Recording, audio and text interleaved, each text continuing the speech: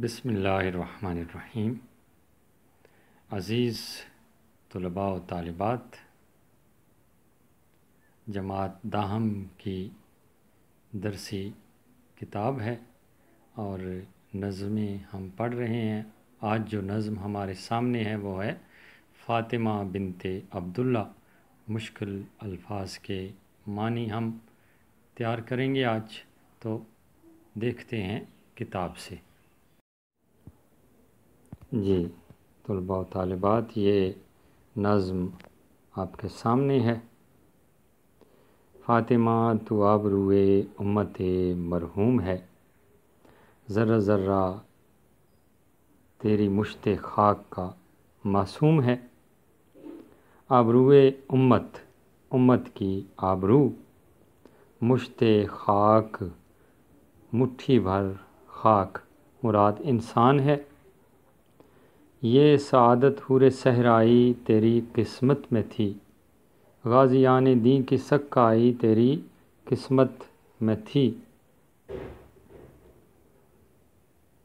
سعادت عزت حور صحرائی، صحرا کی حور، غازیان دین کے غازی، سکائی پانی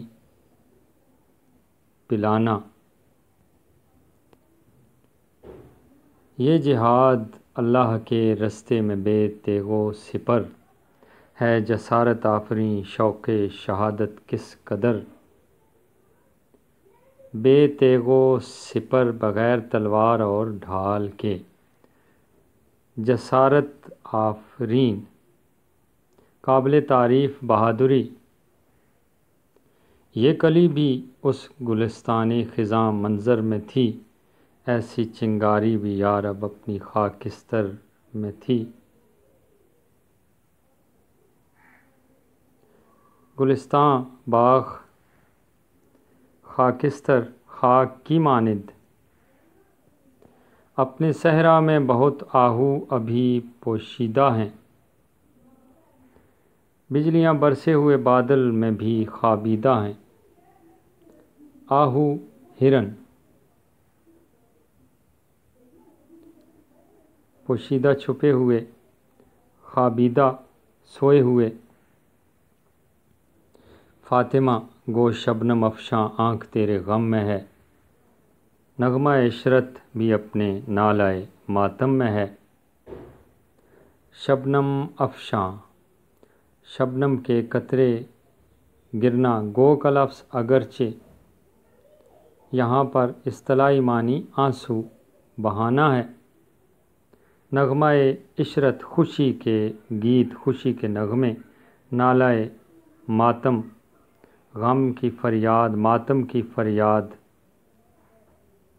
رقص تیری خاک کا کتنا نشاط انگیز ہے، ذرہ ذرہ زندگی کے سوز سے لبریز ہے۔ نشاط انگیز خوشی کا باعث، ذرہ ذرہ چھوٹا چھوٹا ٹکڑا سوز دکھ، لبریز بھرا ہوا۔ تربت ہے کوئی ہنگامہ تیری تربت خاموش میں، پل رہی ہے ایک قوم تازہ اس آغوش میں۔ تربت قبر، آغوش گود۔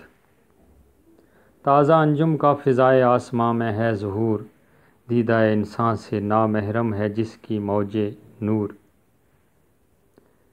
تازہ انجم نئے ستارے، فضائے آسمان، آسمان کی فضا، ظہور ظاہر ہونا، دیدہ انسان، انسان کی آنکھ، انسان کی نظر، نامحرم نہ جاننے والی، موج نور، نور کی لہر، جن کی تابانی میں انداز کہن بھی نو بھی ہے اور تیرے کوکب تقدیر کا پرتو بھی ہے۔ تابانی چمک، انداز کہن پرانا انداز، نو نیا، کوکب تقدیر قسمت کا ستارہ، پرتو بدل۔ یہ جناب کتاب کا نام کلیات اقبال اردو، جس سے یہ نظم لی گئی ہے، علامہ اقبال کی لکھی ہوئی نظم ہے، فاطمہ بنت عبداللہ کی شان میں لکھی گئی ہے۔ مشکل الفاظ کے معنی آج ہم نے مکمل کیے ہیں۔ عزیز طلباء و طالبات، مشکل الفاظ کے معنی اچھی طرح ذہن نشین کیجیے اور لکھیے گا۔ اس کے ساتھ ہی اجازت چاہیں گے۔ اللہ نگہبان۔